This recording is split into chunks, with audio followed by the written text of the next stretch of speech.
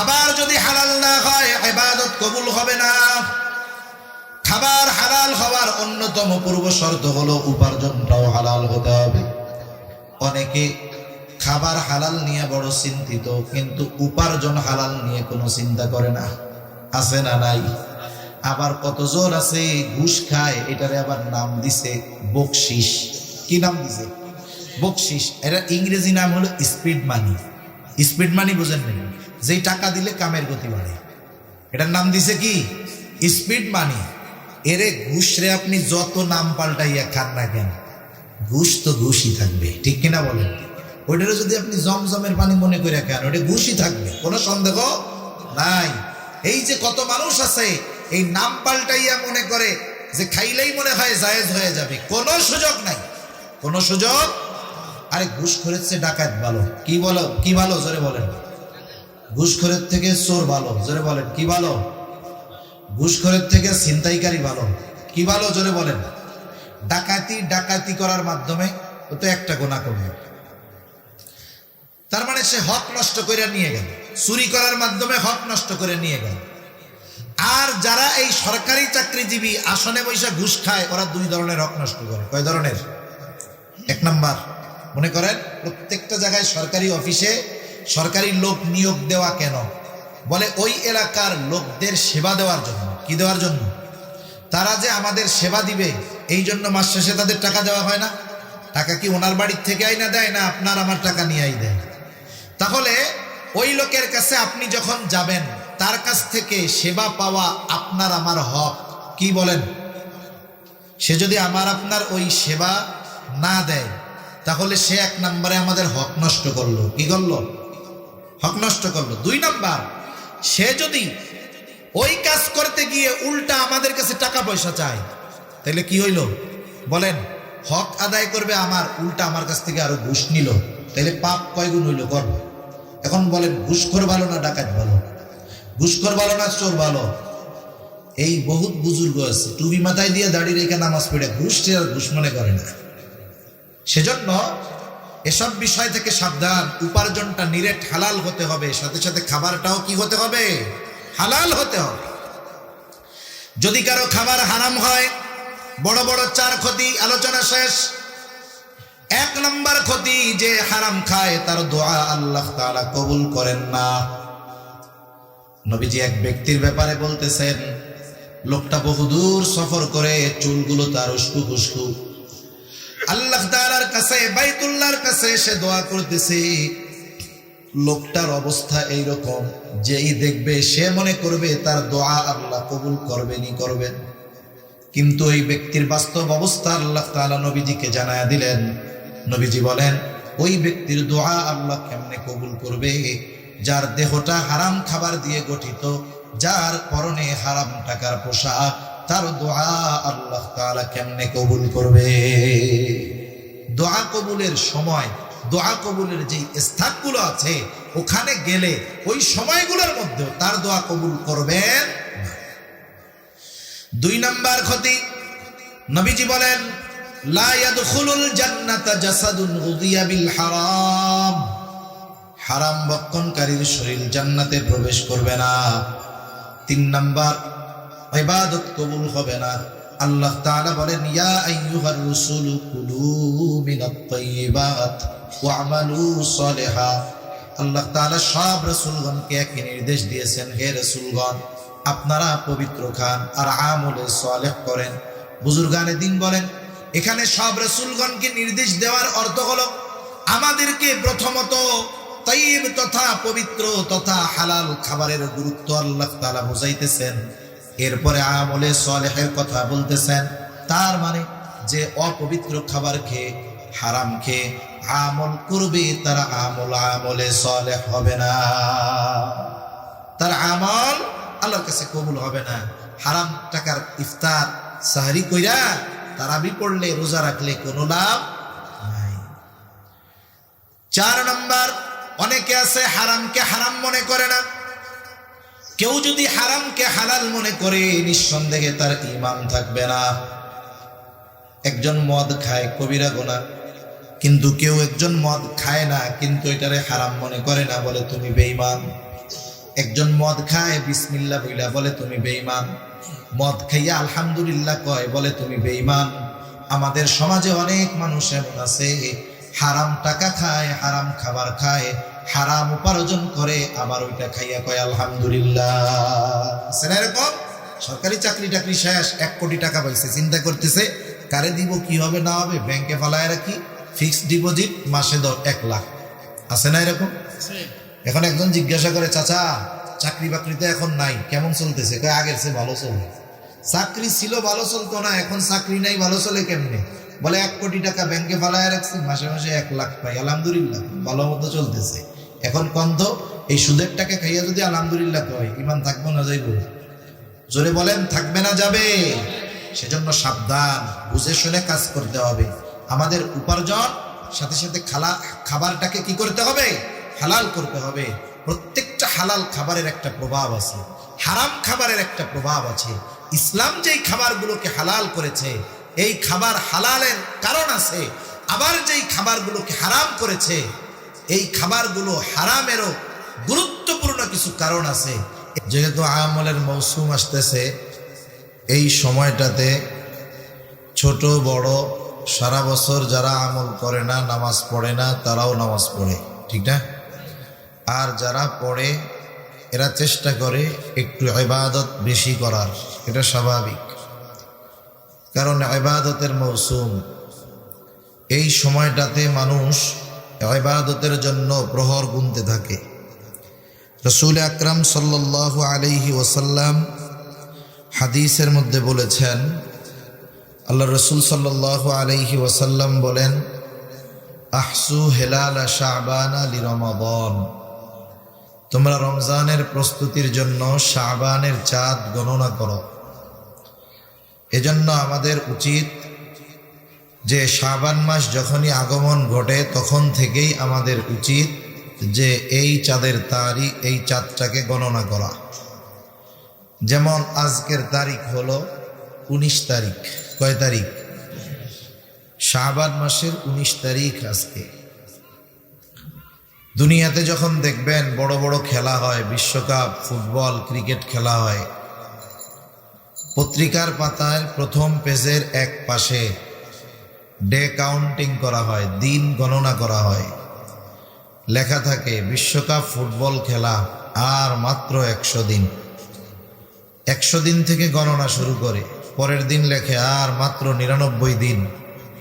প্রত্যেক দিন এইভাবে দিনক্ষণ গুনতে গুনতে একেবারে যখন নিকটবর্তী হয়, আর মাত্র 5 দিন, আর মাত্র 4 দিন, আর মাত্র 3 দিন, আর মাত্র 2 দিন, এইভাবে যত খেলাটা কাছাকাছি হয়, খেলাপ্রেমী যারা, আমি একটা জিনিস বোঝানোর জন্য বলতেছি, জায়েজ না জায়েজের মাসালা বলতেছি না, খেলাটা যত কাছাকাছি আসে, যারা খেলাপ্রেমী বাজার থেকে বড় পতাকা বানায় গাছের উপরে লাগায়। কতজন খেলাপ্রেমী পতাকা লাগাইতে গিয়া গাছের থেকে পড়িয়া কি হয়, কয় না শেষ, জান্নাতে চলে যাব না ডাইরেক্ট। আবার গত বছরও দেখলাম 15-20 জনের কম হবে না এই বাংলাদেশে পতাকা টানাইতে গিয়া মরছে। কতজন কারেন্টের শর্ট খেয়ে মারা যায়। এখন এই খেলাপ্রেমী যারা, সময় যত কাছায় তাদের মধ্যে এক ধরনের আগ্রহ, উদ্দীপনা, উত্তেজনা কাজ করে, ঠিক কিনা বলেন? পতাকা টানায়, যে যেই দেশের সমর্থক সেই দেশের গেঞ্জি জার্সি গায়ে দেয়, যেই প্লেয়ারকে মোহাব্বত করে ওই প্লেয়ারের নাম্বারওয়ালা জার্সি গায়ে দেয়, ওই প্লেয়ার চুলের কাটিংটা যেভাবে দেয়, সেলুনের দোকানে গিয়ে, চুল কাটানোর দোকানে গিয়ে বলে ওই স্টাইলে আমার একটু কাইটা দাও।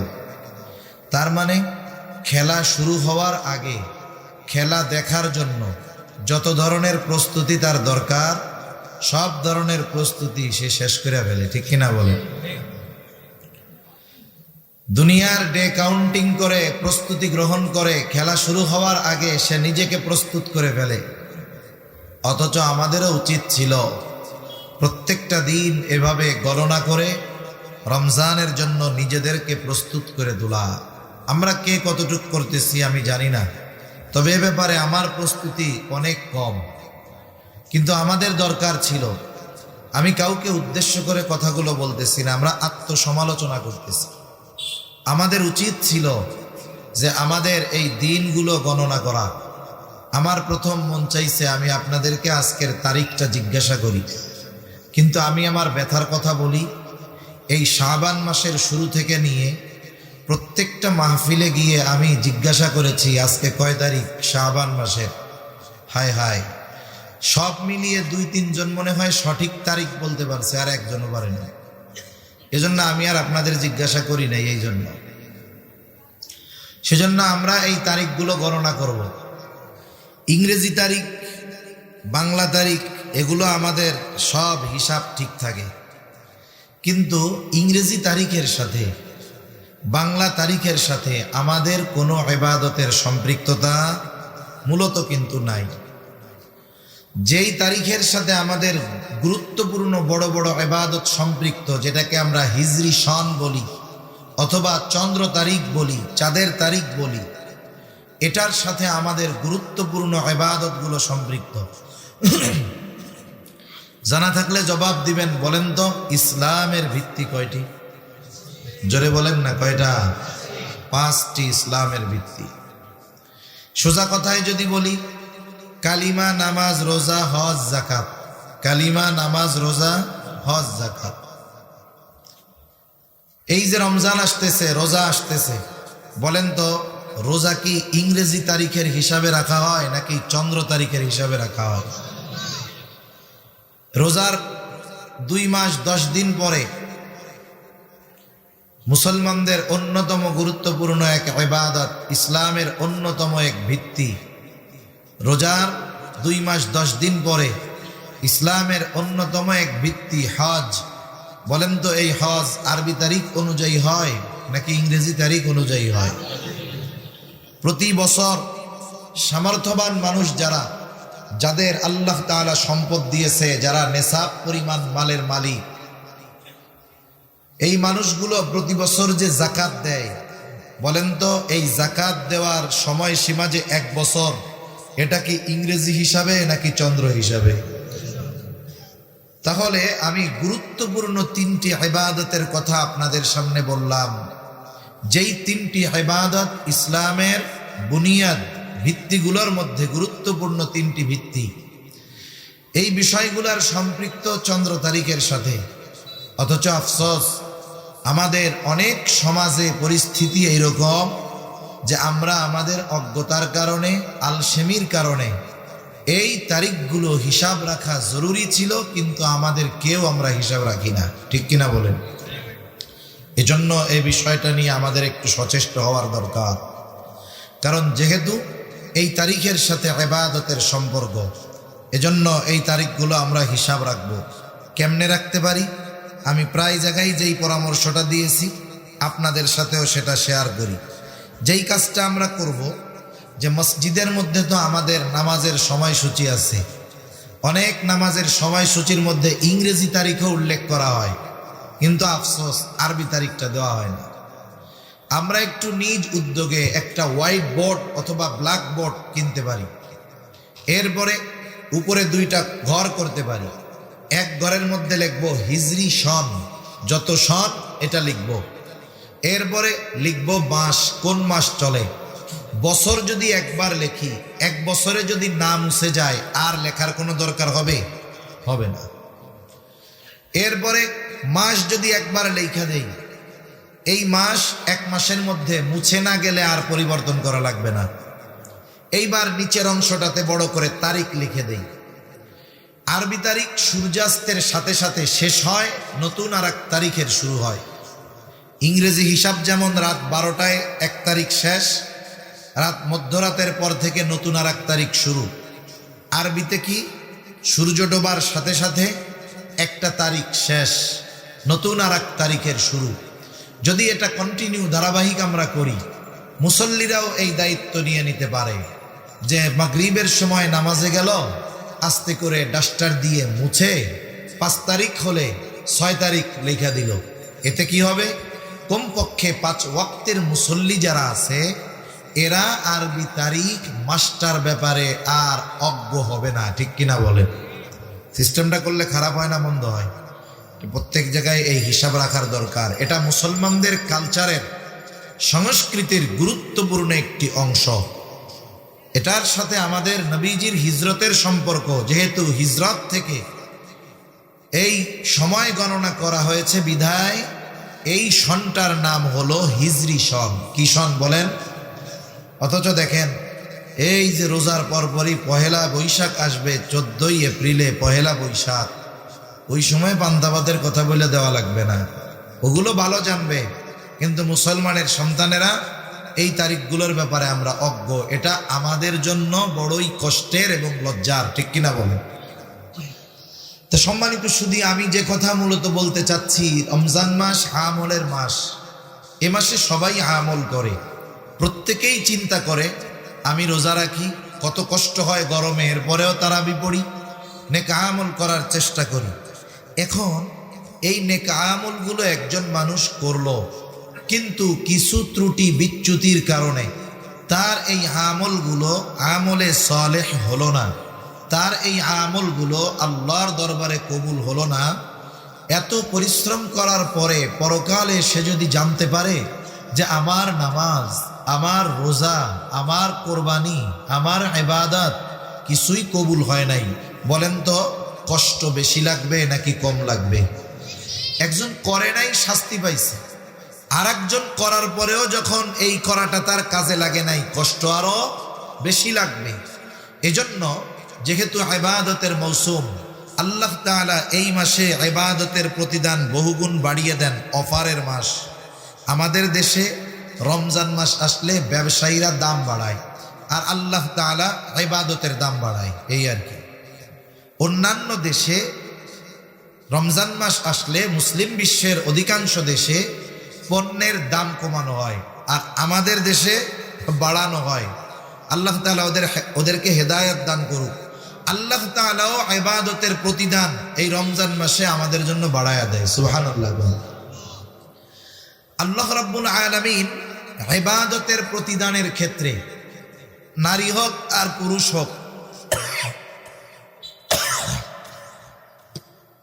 পোকা চলে গেছে গালের মধ্যে, পানি তো কাদিয়ানি বোতলের পানি, লেভেল উঠাইলে কি হবে?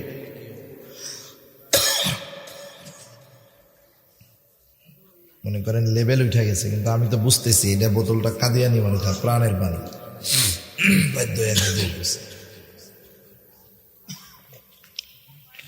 এটাও কিন্তু এক ধরনের ধোকার মতো।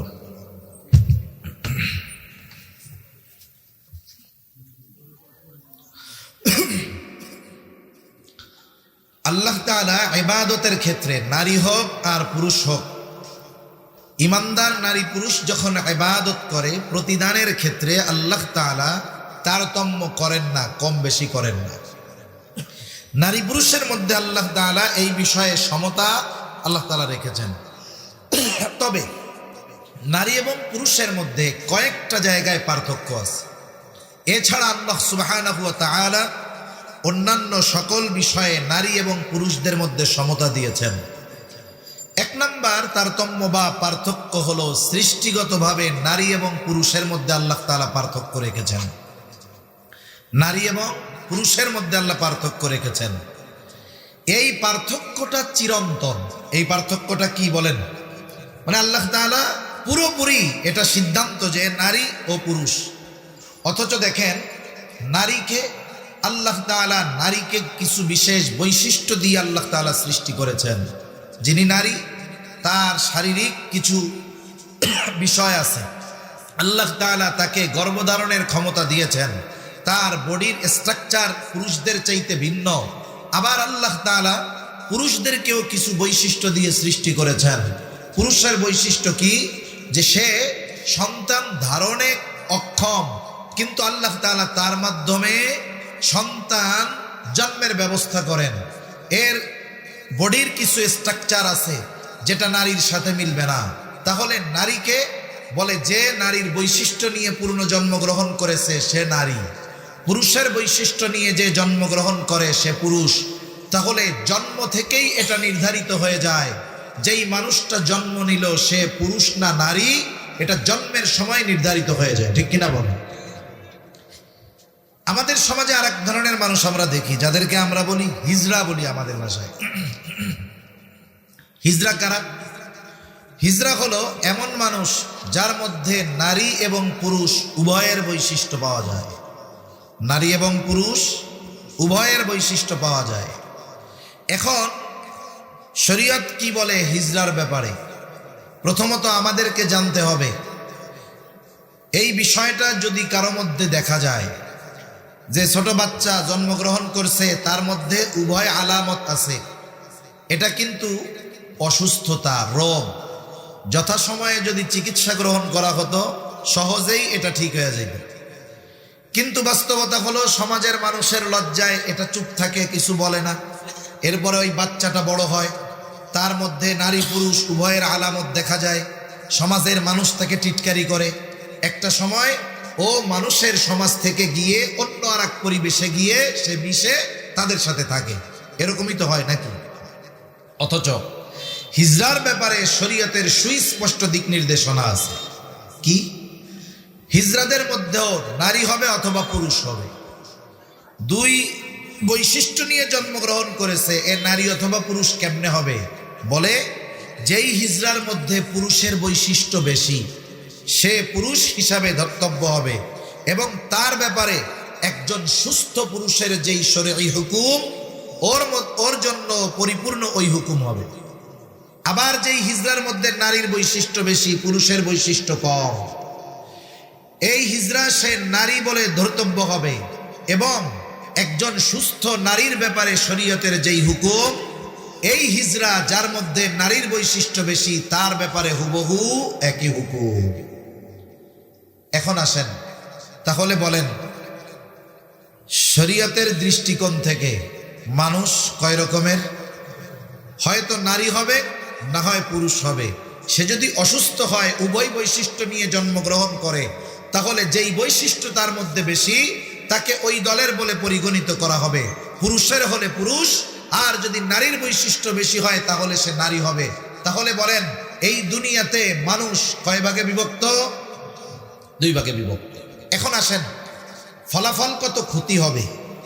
এখন অপারেশনের মাধ্যমে যদি একটা ছেলে মেয়ে হয়, একটা ছেলে মেয়ে হয়, মেয়েদের অন্যতম বৈশিষ্ট্য কি?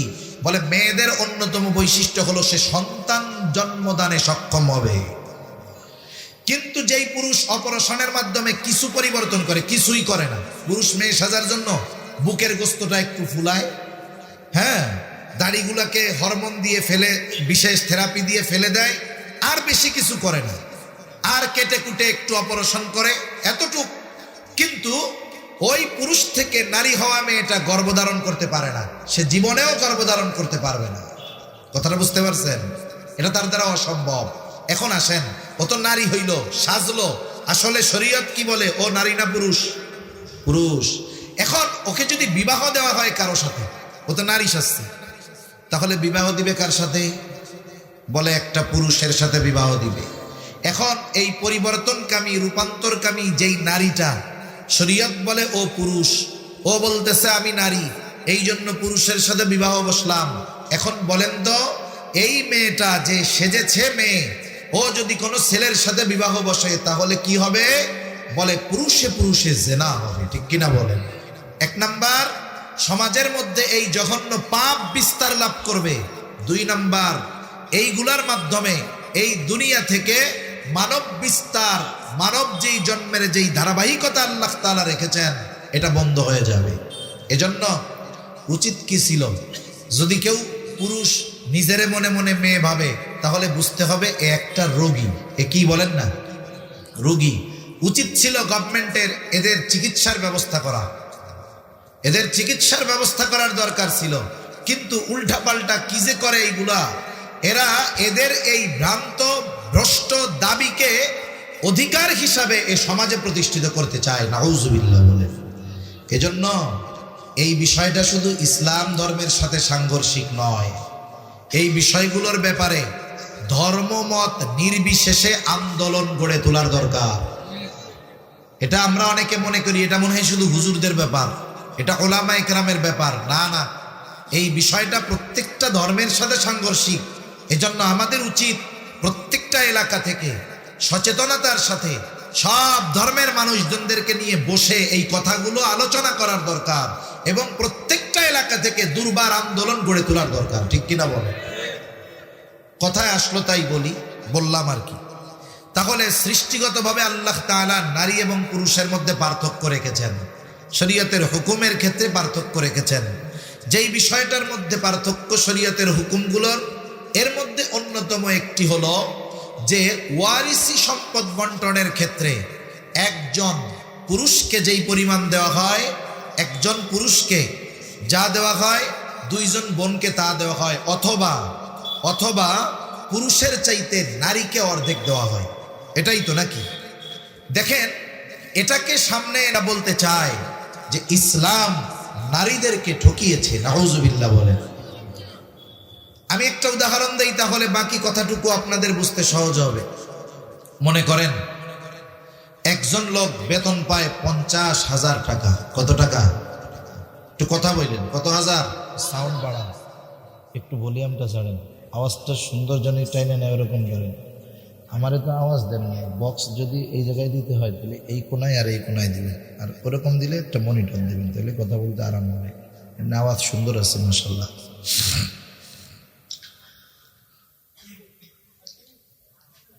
একজন বেতন পায় 50,000 টাকা। কত টাকা? আর একজন পায় 25,000 টাকা। তার মানে 25,000 টাকা অর্ধেক, 50,000 টাকা হলো 25,000 টাকার দ্বিগুণ। কিন্তু যিনি 50,000 টাকা পান তার খরচটা বেশি। খরচ করতে করতে দেখা যায় মাস শেষে মাঝে মধ্যে কিছু ঋণও তার করা লাগে। আবার যিনি 25,000 টাকা পান তার দেখা যায় সর্বসাকুল্য খরচ হলো 15,000 টাকা। মাস শেষে তার বেঁচে থাকে আরো 10,000। বলেন তো মাসের শেষে লাভবান কে? 50,000 যে পায় না 25,000 যে পায়? আল্লাহ তাআলা পুরুষকে দেখা যায় দ্বিগুণ দিয়েছেন, কিন্তু পুরুষের খরচ অনেক। নারীকে দেখা যায় অর্ধেক দিয়েছেন, কিন্তু নারীর কোনো খরচ নেই। নারীর কোনো কি নাই? খরচ নাই। নারী যখন বাবার ঘরে থাকে, কন্যা হিসাবে থাকে, ইসলাম বলে ওই মেয়েটার যতদিন বিবাহ না হবে, কতদিন? যতদিন বিবাহ না হবে, 20 বছর হোক, 21 বছর হোক, 25 বছর হোক, 30 বছর হয়ে গেছে, এখনো বিবাহ হয় নাই, ইসলাম বলে বিবাহ হওয়ার আগ পর্যন্ত ওই কন্যার সব খরচ চালাতে বাবা বাধ্য।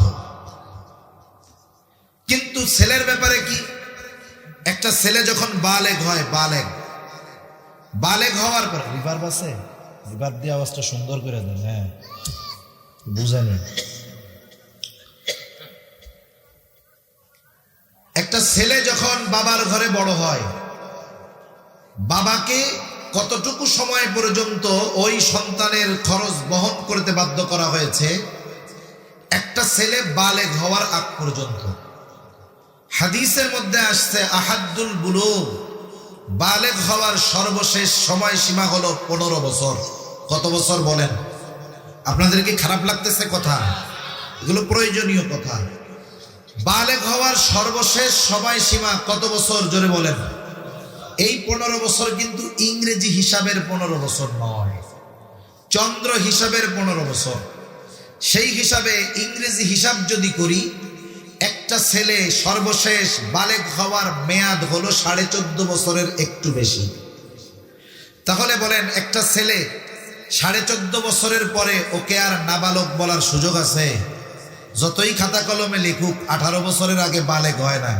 ইসলাম বলে সর্বশেষ মেয়াদ ইংরেজি হিসাবে হলো 14.5 বছর।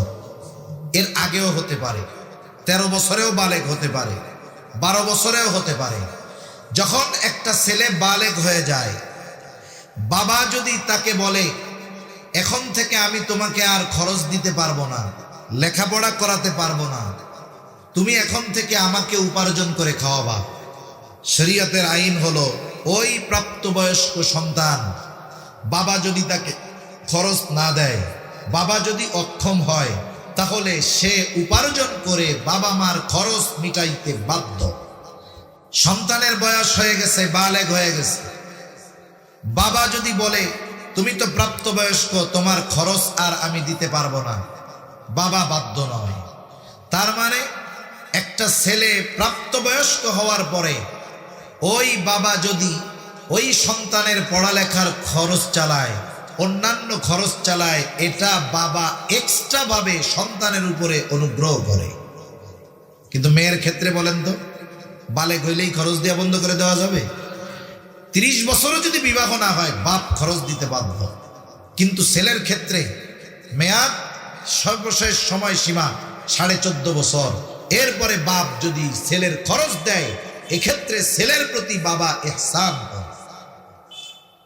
এরপরে যখন মেয়েটার বিবাহ হয়, মেয়েটার বিবাহ হওয়ার পর যিনি বিবাহ করেন তিনি সব শর্ত মেনেই এই বিবাহে কবুল বলেন যে এই মেয়ের খাদ্য, বস্ত্র, বাসস্থান, চিকিৎসা, একেবারে তার A to Z সব প্রয়োজনীয়তা পূরণ করার শর্তে উল্টা আরো টাকা দিয়া এরপরে তাকে কবুল বলতে হয়। ঠিক কিনা বলেন? মানে ছেলে বিবাহ করতে যাবে, শুধু মোহরানা দিলে হচ্ছে না, কিন্তু সাথে সাথে তার সব খরচ এগুলো নিজে ব্যয় করার প্রতিশ্রুতিও দেওয়া লাগতেছে, আবার মোহরানাও দেওয়া লাগতেছে। এরপরে তার ঘরে ওই মহিলাটা, মেয়েটা গেল, এখন হলো সে স্ত্রী। তার মানে সে যতদিন স্ত্রী আছে, স্বামী আছে, তার একটা টাকাও খরচ নাই। তার পোশাক লাগুক, খাবার লাগুক, চিকিৎসা লাগুক, বাসস্থান লাগুক, কোথাও যাওয়া লাগুক, যা লাগবে লাগবে A to Z সব বহন করে তার স্বামী।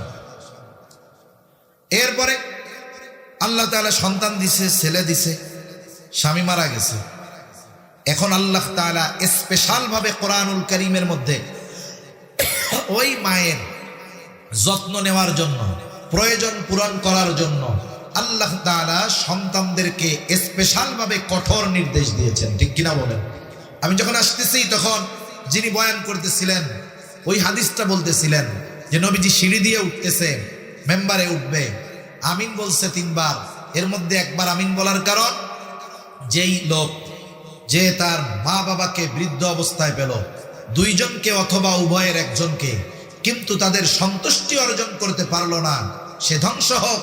জিব্রাইল আলাইহিস সালাম বলেছে, আর নবীজি বলেছে আমিন। বলেন তো এই দোয়া যে কবুল হয়েছে কোনো সন্দেহ আছে? কোনো সন্দেহ নেই। এবার বলেন, যদি কোনো সময় অনাকাঙ্ক্ষিত এমন হয়, একটা মেয়ের বিবাহ হয়েছে, বিবাহের পরে স্বামীর সাথে ছাড়াছাড়ি হয়ে গেছে। আমাদের সমাজের মানুষ যদি স্বামী স্ত্রীর মধ্যে ছাড়াছাড়ি হয়, একতরফা সব দোষ মেয়েদের উপরে চাপায়। মেয়ের বাপরা কিন্তু খুব বুজুর্গ, যতই বুজুর্গিগিরি দেখুক না কেন, পোলার যখন টাকা পয়সা উপার্জন বেশি দেখে না, তখন আর বুজুর্গি থাকে না, তখন আর দিনদার ছেলে দেখে না। বহুত আল্লাহওয়ালা এরকম দেখছে, টাকা পয়সা দেখলে তখন আর ইমান ইয়াকিন দুর্বল হয়ে যায় টাকার কাছে। অনেক দিনদার মেয়েকে তার বাবা টাকা পয়সা দেখে এমন ঘরে বিবাহ দেয়, যেই ঘরে গিয়ে ওই দিনদার মেয়েটার জন্য ছোটখাটো জাহান্নামের মতো মনে হয়। কারণ টাকা পয়সা আছে কিন্তু চরিত্র ওই ছেলেটার ভালো নাই। সে মদ্যপান করে, নেশাগ্রস্ত, অন্য মেয়েদের সাথে সম্পর্ক, ঘরের মধ্যে গোনায় সয়লাভ। বলেন তো এইরকম একটা পরিবেশে গিয়ে কোনো দিনদার মেয়ে টিকতে পারবে? বনাবনি হয় না, চলে আসে, ছাড়াছাড়ি হয়ে যায়। আমরা দোষ দেই মেয়ের উপরে, এটা আমরা করব না। ছেলেদের কারণে অনেক সময় এইরকম সংসার নষ্ট হয়। এখন ওই মেয়ে বিবাহ বিচ্ছেদ হয়েছে, আবার বাবার বাড়িতে আসছে। আমাদের সমাজে কি করে, এই মেয়েটার দিকে মা বাবার ভাইদের নজর অন্যরকম হয়ে যায়, বোঝা মনে করে। ইসলাম বলে এই সুযোগ নাই। পুনরায় ওই মেয়েকে যতদিন না একজন যোগ্য পাত্রের হাতে তুলে দেওয়া যাবে, ততদিন পর্যন্ত আবার ওর খরচ বহন করতে ওই বাবা ওই ভাই বাধ্য। সুবহানাল্লাহ। তাহলে বলেন, আল্লাহ তাআলা নারীদেরকে যা দিয়েছে কোনো খরচ আছে নাকি? সব তার আছে। কিন্তু পুরুষকে যা দিছে, যেই পরিমাণ খরচ, আসলে এতে কুলায় না।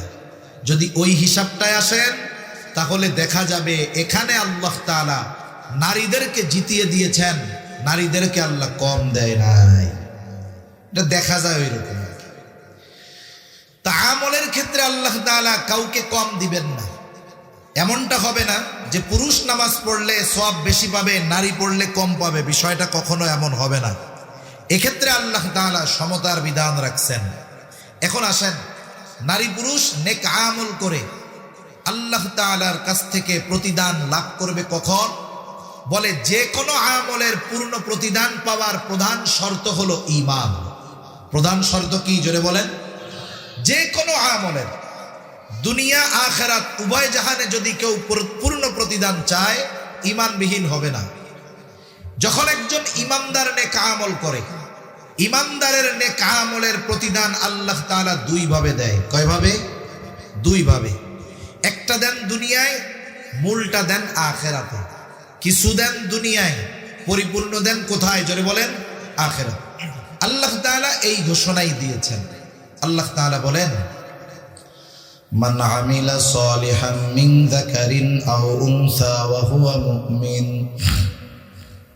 ফালানুহয়িয়ান্নাহু হায়াতান তাইয়্যিবাহ ওয়া লানাজজিয়ান্নাহুম আজরাহুম বিআহসানি মা কানু ইয়ামালুন। আল্লাহ রাব্বুল আলামিন বলেন, মান আমিলা সালিহাম মিন যাকারিন আও উনসা ওয়া হুয়া মুমিন, যে নেক আমল করে তথা আমলে সালেহ করে, হোক নারী অথবা পুরুষ, এমত অবস্থায় যে সে মুমিন তথা মুমিন নারী অথবা পুরুষ যখন আমলে সালেহ করে, আল্লাহ রাব্বুল আলামিন তাকে দুই ধরনের পুরস্কার দেওয়ার ঘোষণা দিয়ে বলেন, এক নাম্বার পুরস্কার দুনিয়াতে আল্লাহ তাআলা দিবেন, দুই নাম্বার আল্লাহ তাআলা আখিরাতে তাকে দিবেন। তবে শর্ত কি? ঈমানদার নারী অথবা পুরুষ নেক আমল করবে। প্রথম কথা হলো, দুনিয়া আখিরাতে যদি কেউ কোনো নেক আমলের প্রতিদান চায়, নিঃসন্দেহে তাকে এক নম্বরে ঈমানদার হওয়া লাগবে। প্রথম শর্ত, তাকে অবশ্যই ঈমানদার হতে হবে।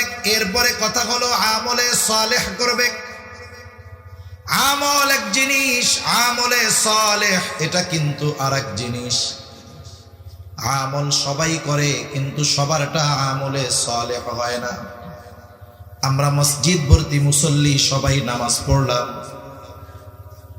যার নামাজটা আল্লাহর কাছে কবুল হবে তারটা হবে আমলে সালেহ, আর যারটা কবুল হবে না এটা শুধু আমল, কিন্তু ওটা কোনো কাজে আসলো না। এখন আমি আপনি কষ্ট করে আমল করলাম, ওই আমলটা যদি আল্লাহ তাআলার কাছে কবুল না হয়, আর আমি আপনি যদি পরকালে জানতে পারি এত কষ্ট করে তারাবি পড়লাম, এত কষ্ট করে রোজা রাখলাম, এত কষ্ট করে পরিশ্রম করে ইবাদত করলাম, কিন্তু এগুলো কবুল হয় নাই, বলেন তো তখন আমার আপনার খারাপ লাগবে কি লাগবে না? কি পরিমাণ কষ্ট যে লাগবে এটা এখন আমরা বুঝতে পারতেছি। এজন্য বুজুর্গানে দ্বীন সুন্দর থিওরি আমাদের জানায় দেন, আমরা যদি আমাদের আমলগুলোকে আল্লাহ তাআলার কাছে গ্রহণযোগ্য করে তুলতে চাই, কবুল করাতে চাই, তাহলে কিছু শর্ত আছে। ওই শর্তগুলো ঠিক রেখে আমরা যদি আমাদের ইবাদতগুলো করি, ইবাদত ছোট যদি হয়, ওই ইবাদত আল্লাহ তাআলার কাছে কবুল হয়ে যাবে। ইখলাসওয়ালা ইবাদত ছোট হোক আর বড় হোক, এটা আল্লাহ তাআলার কাছে দামি। অনেক সময় আমরা অনেক ইবাদত, ভালো কাজকে ছোট মনে করি, না করলে কি হয়েছে।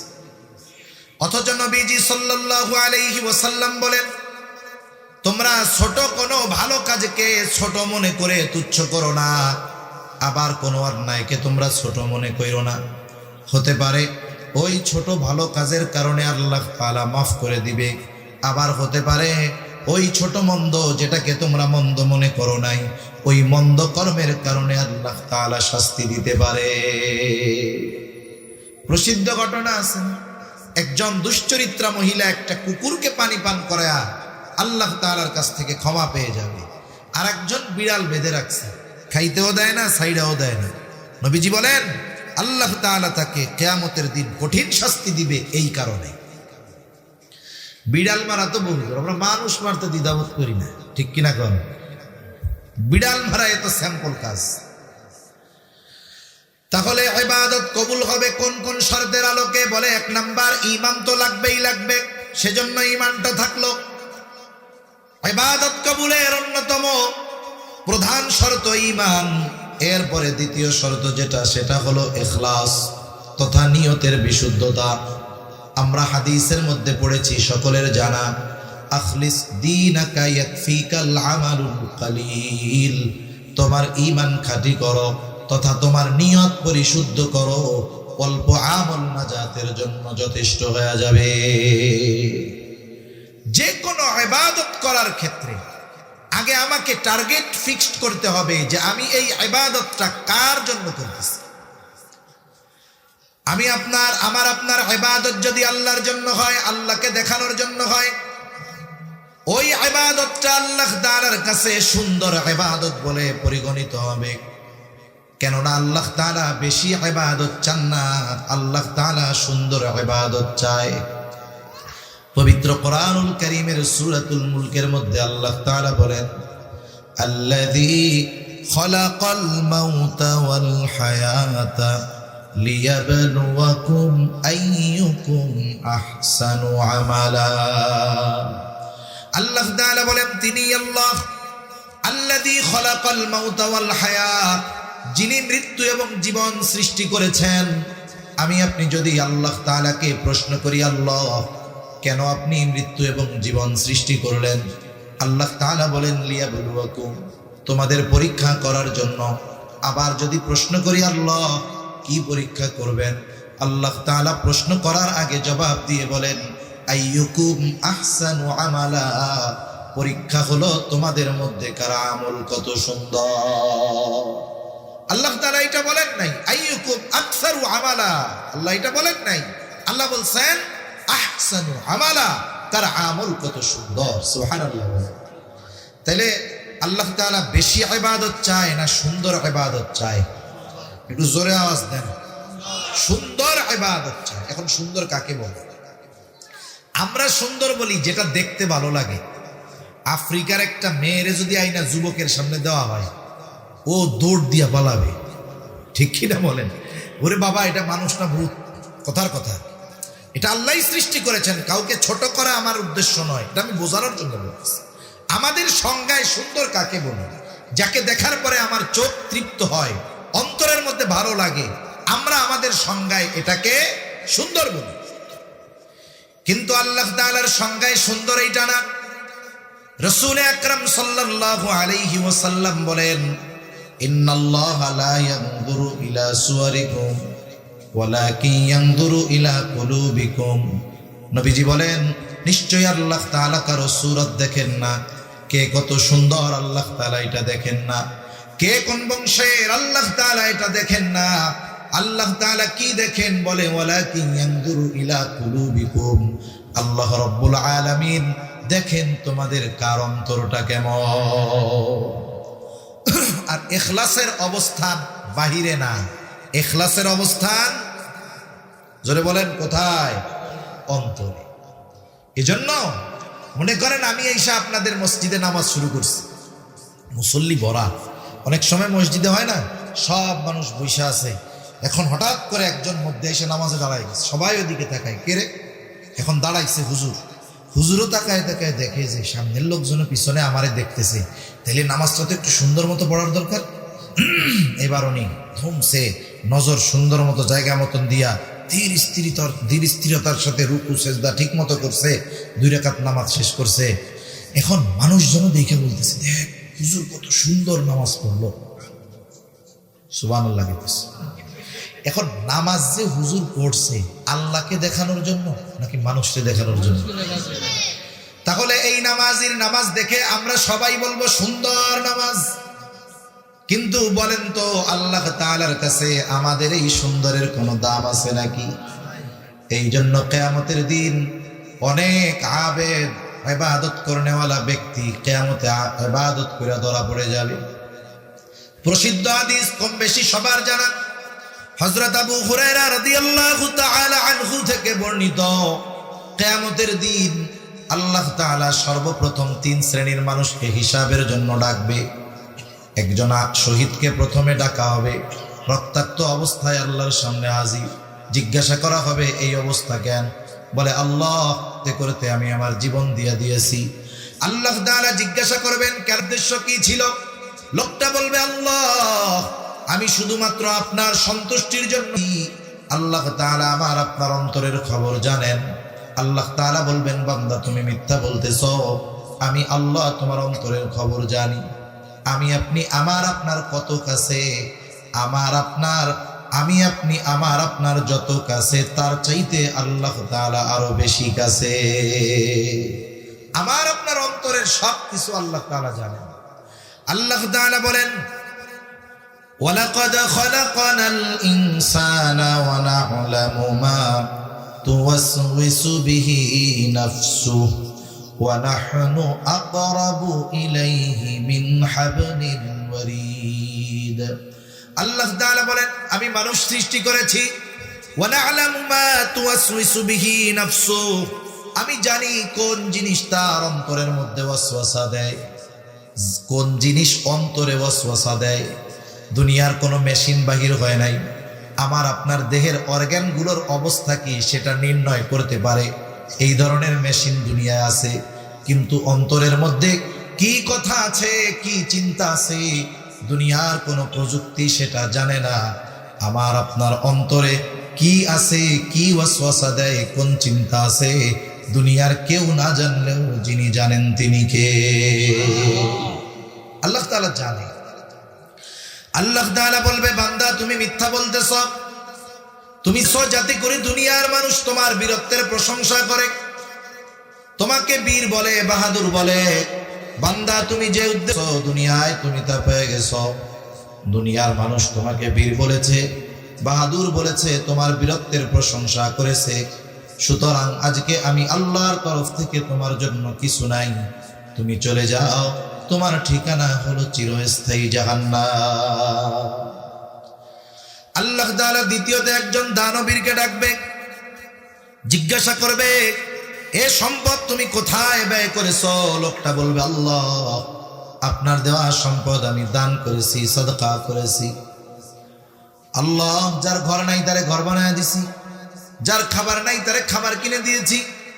আল্লাহ তাআলা বলবে না বান্দা তুমি মিথ্যা বলতেছো, তুমি দান করেছো যাতে করে দুনিয়ার মানুষ তোমার দানের প্রশংসা করে, দানবীর বলে।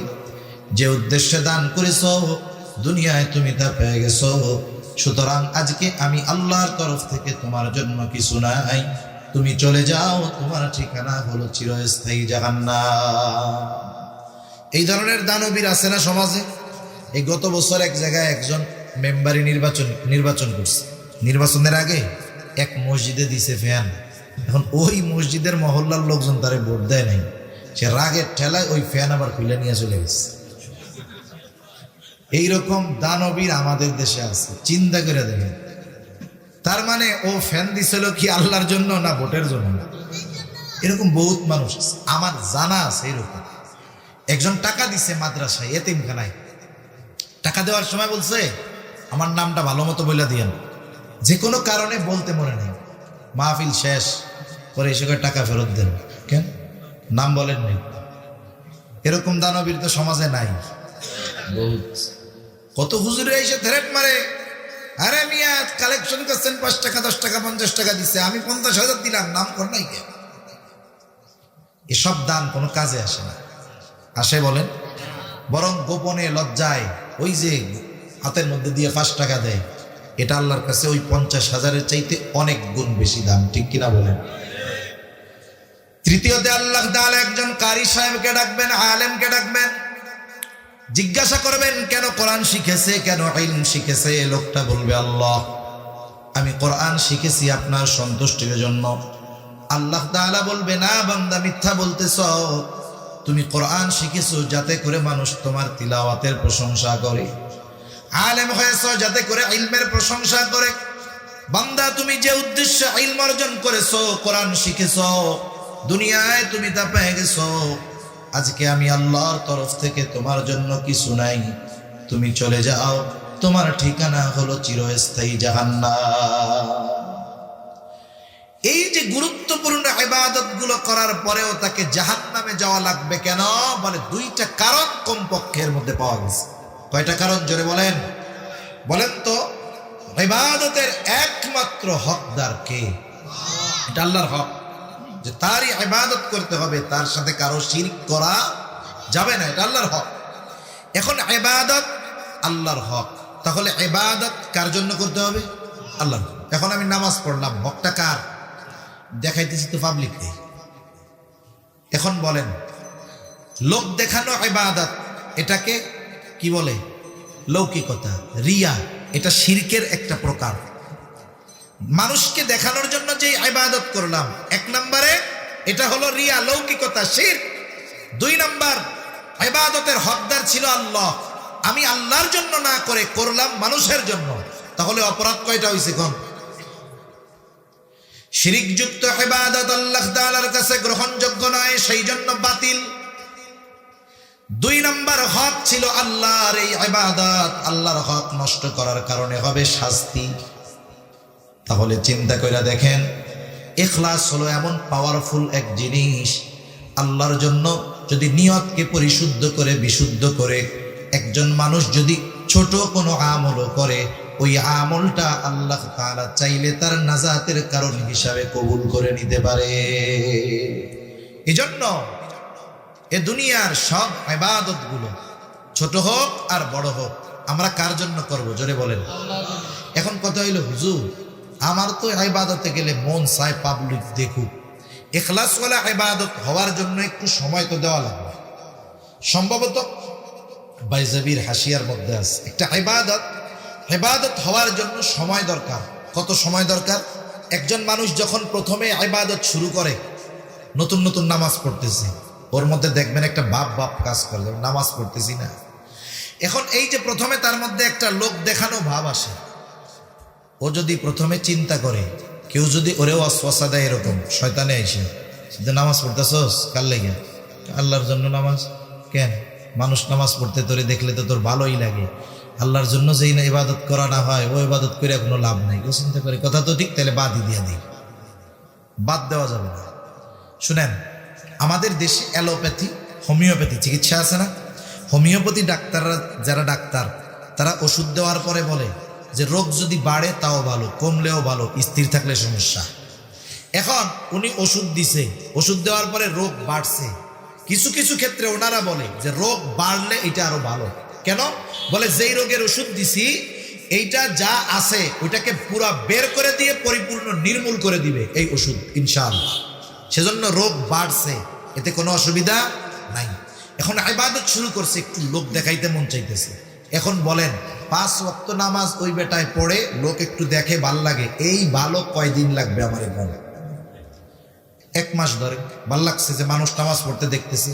1 মাস পরে ওর আর এইটা ভালো লাগবে না, দেখাইতে আর কি লাগবে না, ভালো লাগবে না। এটা একটা পর্যায়ে পরিবর্তন হবে কিসে? বলে এটা আদাত হবে, অভ্যাসে পরিণত হয়ে যাবে। প্রথমে ছিল রিয়া, যে লোক দেখে ভাল লাগে, ও ওর উপরে থাকছে, আর আল্লাহর কাছে বলছে, আল্লাহ আপনি আমার অন্তর থেকে রিয়া দূর করে দেন, দোয়া করতেছে, কিন্তু শয়তানে ওয়াসওয়াসা দিচ্ছে। এই দেখানোর চাহিদা অল্প কিছুদিন থাকবে, এরপরে আস্তে আস্তে কি হবে? এটা শেষ, আসলো আদাত, অভ্যাসে পরিণত হবে। এরপরে কিছুদিন চলবে, যে আজান দিছে উঠে নামাজে যায়, এমনি অভ্যাস হয়ে গেছে। এর উপরে কিছুদিন চলার পরে এরপরে এটা হবে ইখলাসওয়ালা ইবাদত, কিন্তু সেই পর্যন্ত তো সময় দেওয়া লাগবে, ঠিক কিনা বলে? তাহলে ইবাদত কবুল হওয়ার অন্যতম কম্পালসারি 1 নম্বর শর্ত হলো ঈমান। দ্বিতীয় শর্ত হলো ইখলাস তথা নিয়তের বিশুদ্ধতা। তৃতীয় শর্ত সুন্নাত। দুনিয়াতে কোনো ইবাদত নাই যে ইবাদত সুন্নত তরিকায় নাই। পৃথিবীর প্রত্যেকটা ইবাদতের সুন্নাত তরিকা আছে, সুন্নাত পদ্ধতি আছে। সুন্নাত বিহীন দুনিয়ায় কোনো ইবাদত নাই।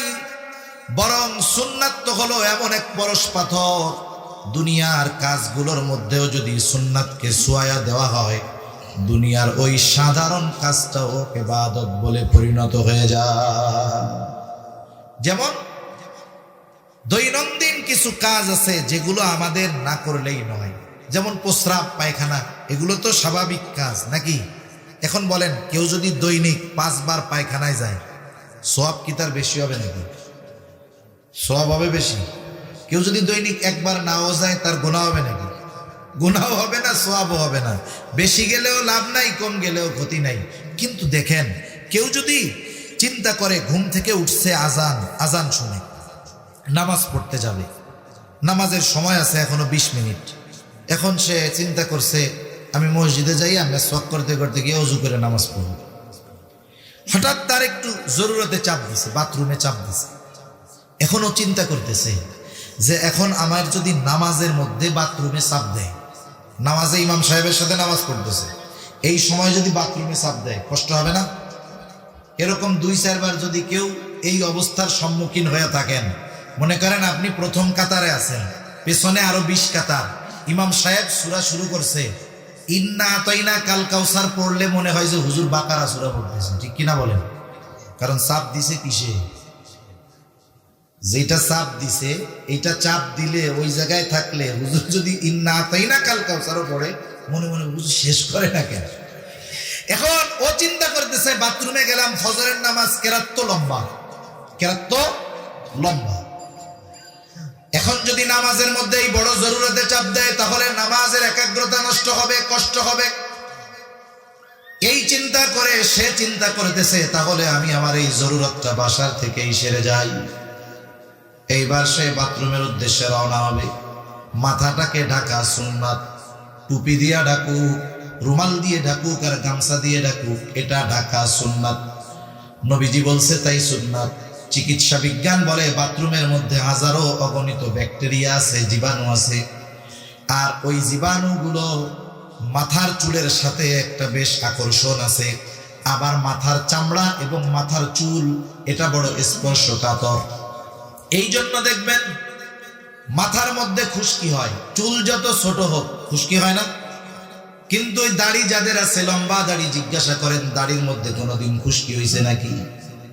দাড়ির মধ্যে খুশকি হয় না, কারণ মাথার চামড়া যেটা এটা স্পর্শকাতর একটা চামড়া, আবার মাথার চুল এটা স্পর্শকাতর, ময়লাকে আকর্ষণ করে। এই জন্য বিজ্ঞান বলে বাথরুমে মাথা ঢেকে যাওয়া এটা মাথার জন্য নিরাপদ। এই নিরাপদ বিজ্ঞান বলে, এটা বলে এখন। আর নবী 1500 বছর আগে বলে তোমরা যখন বাথরুমে যাবা তখন মাথাটা ঢাইকা যাবা। সেজন্য আমরা বিজ্ঞানে ফজিলত আছে এই জন্য আমল করব না, নবীজি বলছে এই সুন্নতের উদ্দেশ্যে আমরা আমল করব, ঠিক না? এইবার বাথরুমের দিকে যাবে, বাথরুমে ঢোকার আগে দোয়া পড়বে। অনেকে বোঝে না, ঢোকার পরে গিয়ে দোয়া পড়ে। দোয়া পড়তে হবে কোথায়? ঢোকার আগে। এরপরে বাম্পা দিয়ে ঢুকবে, এরপরে জরুরত সারবে, ঢিলা কুলুপ ব্যবহার করবে, ভালো মতো পাক সাফ হবে, পবিত্র হবে। এরপরে যদি ভেতরে ওযুর ব্যবস্থা, ওযু করবে, যদি না হয় বাহিরে এসে ওযু করবে। বের হওয়ার সময় কি করবে? বলে ডান পা আগে দিয়ে বের হবে। বের হওয়ার পরে দোয়া পড়বে। আপনি আমি যদি একটু সতর্কতার সাথে হিসাব করি, দেখা যাবে এই বাথরুম করতে গিয়ে কমপক্ষে 10-এর অধিক সুন্নাতের উপরে আমল হয়ে যাবে। তাহলে এই জরুরত শুরু করছিল কেন? বলে নামাজের সুবিধার্থে। আর করছে কোন তরিকায়? বলে রাসূলুল্লাহ সাল্লাল্লাহু আলাইহি ওয়াসাল্লামের তরিকায়। এখন এই বাথরুম যে করলো এটা কি হয়ে গেল? ইবাদত বলে গণ্য হয়ে গেল। সুন্নাতের এরকম পাওয়ার। এখন দুনিয়ার এই কাজগুলোয় যদি সুন্নাত লাগায় দেওয়া হয় এইটা ইবাদত হয়, আর যেটা মূল ইবাদত এটার মধ্যে মনে হয় সুন্নাত নাই। আছে? আছে। মনে রাখতে হবে সুন্নাত বিহীন কোনো ইবাদত নাই। আমরা নামাজের মধ্যে অনেক বিষয় আছে ফরজ, মনে রাখবেন প্রত্যেকটা ফরজও সুন্নাত। ফরজও কি? সুন্নাত। যেমন আমি একটা দিয়ে বলি, একটা মনে করেন আল্লাহ তাআলা রুকু করার নির্দেশ দিয়েছেন। বলেন তো রুকু করা কি? জোরে বলেন না কি? রুকু করা ফরজ। এখন রুকু অর্থ কি? রুকু অর্থ হলো ঝুঁকা। এই যে মাথার একটু ঝুঁকাই দিছি, এ তো ঝুঁকাইয়াই দিল। এখন কথা হলো রুকু অর্থ তো ঝুঁকা। এখন কতটুক ঝুঁকতে হবে, কিভাবে ঝুঁকে থাকতে হবে, পিঠটা কেমন হবে, মাজাটা কেমন হবে, মাথাটা কেমন লেভেলে থাকবে, এটা তো রুকুর দ্বারা বোঝা যায় না। তাহলে এই যে রুকু করা ফরজ, আল্লাহ করতে বলেছেন, কিভাবে করতে হবে? বলে মুহাম্মাদুর রাসূলুল্লাহ শিখায়া দিয়েছে। সুবহানাল্লাহ। এজন্য অনেক সময় হুজুররা বলে না যে আমাদের সুন্নাত তরিকায় নামাজ পড়তে হবে, রুকুটা সুন্নাত তরিকায় করতে হবে। রুকু করা ফরজ ঠিক, কিন্তু নবীজির তরিকায় করতে হবে। এজন্য আপনি আমি যদি ইবাদত থেকে সুন্নাতকে বাদ দেওয়ার চিন্তা ভাবনা করি, তাহলে ওইটা আর ইবাদত থাকবে না। তাহলে ইবাদত কবুলের 1 নাম্বার কম্পালসরি শর্ত হলো ঈমান, 2 নাম্বার শর্ত হলো ইখলাস, 3 নাম্বার হলো সুন্নাত, 4 নাম্বার যেই ইবাদত করবে সেই ইবাদতের মাসলা মাসাইল গুলো জানবে। আমি আর বেশি সময় আপনাদের কষ্ট দিব না। আল্লাহ রাসূল সাল্লাল্লাহু আলাইহি ওয়াসাল্লাম বলেন, তলাবুল ইলমি ফরিদাতুন আলা কুল্লি মুসলিম। দ্বীনি ইলম শিক্ষা করা প্রত্যেক মুসলমান নরনারীর উপরে ফরজ। প্রথম প্রশ্ন, কতটুকু ফরজ? কেউ কেউ বলেন একটা মানুষ নিজে দ্বীনের উপরে চলতে যতটুকু ইলমে দ্বীন দরকার শিক্ষা করা ফরজ। আবার কেউ কেউ বলেন এতটুকু হবে না, আর একটু বেশি। কতটুকু বেশি? বলেন কোরআনুল কারীমের মধ্যে আল্লাহ তাআলা বলেন, ইয়া আইয়ুহাল্লাযীনা আমানু কু আনফুসাকুম ওয়া আহলিকুম নারা। আল্লাহ তাআলা বলেন, হে ঈমানদারেরা, তোমরা নিজে জাহান্নামের আগুন থেকে বাঁচো, অধীনস্থদেরকেও জাহান্নামের আগুন থেকে বাঁচাও। প্রথম প্রশ্ন, নিজে কেমনে জাহান্নাম থেকে বাঁচবো? বলে তুমি আল্লাহ তাআলার আদেশ নিষেধ মান্য করার মাধ্যমে নিজেকে জাহান্নামের আগুন থেকে বাঁচাও। অধীনস্থদেরকে কেমনে বাঁচাবো? বলে তাদেরকে দ্বীনের উপরে পরিচালিত করানোর মাধ্যমে জাহান্নাম থেকে বাঁচাও। এখন কথা হইল, বলেন তো আমি আপনি যদি পরিপূর্ণ দ্বীনের উপরে চলতে চাই, ইলমে দ্বীন দরকার আছে না নাই? আবার যদি আমার অধীনস্থদেরকে দ্বীনের উপরে চালাইতে চাই, ইলমে দ্বীন দরকার আছে না নাই? তাহলে নিজে দ্বীনের উপরে চলতেও ইলমে দ্বীন দরকার, অপরকে চালাইতেও ইলমে দ্বীন দরকার। তাহলে একটা মানুষের জন্য কমপক্ষে এতটুকু ইলমে দ্বীন অর্জন করা ফরজ, যার দ্বারা সে নিজে দ্বীনের উপরে চলবে, অধীনস্থদেরকেও চালাতে পারবে। একটু যদি যাচাই বাছাই দেওয়া হয়, দেখা যাবে যারা মাদ্রাসায় পড়ছে, নুরানি মাদ্রাসায় পড়ছে, এদের কথা বাদ, বাকি অধিকাংশ মুসল্লি ধরা খেয়ে যাবে। ঠিক কিনা বলেন?